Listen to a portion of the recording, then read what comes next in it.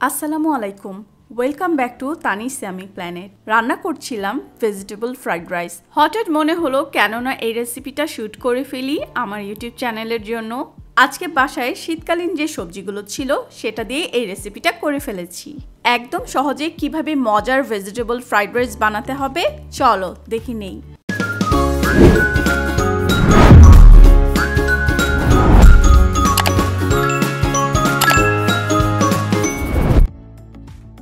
এখানে নিয়েছি 1 কাপ পোলাওর চাল, মেজারমেন্ট কাপের মাপ অনুযায়ী, এবং খুব ভালো মতো চালটাকে এখন আমি ধুয়ে নিব। চালগুলো ধোয়া হয়ে গেছে। এবার বেশি করে পানি দিয়ে চালটা চুলায় বসিয়ে দিয়েছি।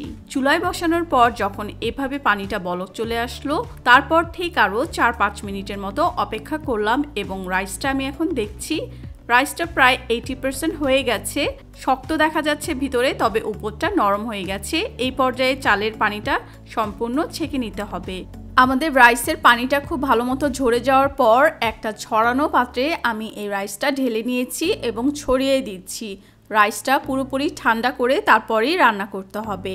সবচেয়ে ভালো হয় যদি আগের দিন রাত্রে রান্না করে এটা ফ্রিজে রেখে দেওয়া যায়, তাহলে রান্না করার সময় অনেক বেশি ঝরঝরা হবে। তবে আজকে আমি রাইসটা ঠান্ডা করে সরাসরি রান্না করে দেখাচ্ছি। ভেজিটেবল ফ্রাইড রাইস রান্না করার জন্য এখানে আমি নিয়েছি 1 কাপ পরিমাণ বাঁধাকপি কুচি, 1/2 কাপ পরিমাণ গাজর কুচি, 1/2 কাপ পরিমাণ ব্রকলি, 1/2 কাপ পরিমাণ ক্যাপসিকাম। এখানে যে কোনো কালারের ক্যাপসিকাম ব্যবহার করা যাবে। 4-5টা কাঁচামরিচ চিড়ে নিয়েছি। এখানে আছে কিছু পেঁয়াজ পাতা এবং 3টা রসুনের কোয়াকে একদম কুচি কুচি করে নিয়েছি। আরও নিয়েছি এখানে 2টো ডিম। অল্প একটু লবণ দিয়ে খুব ভালো মতো ডিমটাকে এবার আমি ফেটে নিলাম।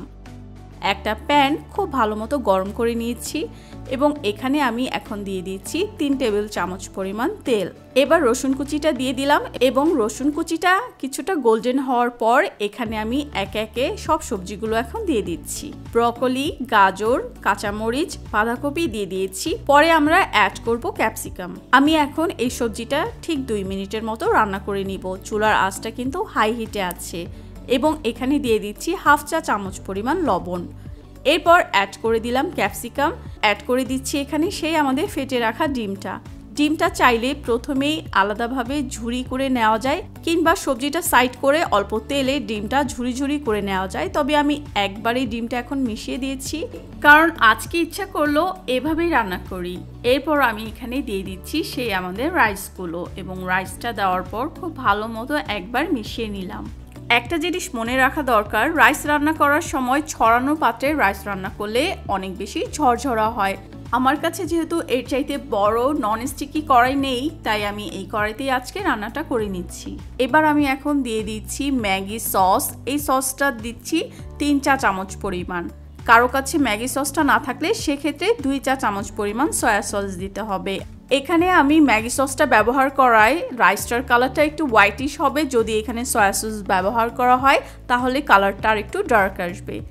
এবার আমি দিয়ে দিলাম সে পেঁয়াজ পাতা এবং 1 টেবিল চামচ পরিমাণ মাখন। আরও দিচ্ছি সিসেম অয়েল 1 চা চামচ পরিমাণ। এটা পুরোপুরি অপশনাল, তবে দিলে কিন্তু একদম রেস্টুরেন্টের স্মেলটা পাওয়া যাবে। এখানে অল্প একটু চিনি দেওয়া যায়, তবে গাজরটা অনেক বেশি মিষ্টি থাকায় আমি কোনো চিনি ব্যবহার করছি না।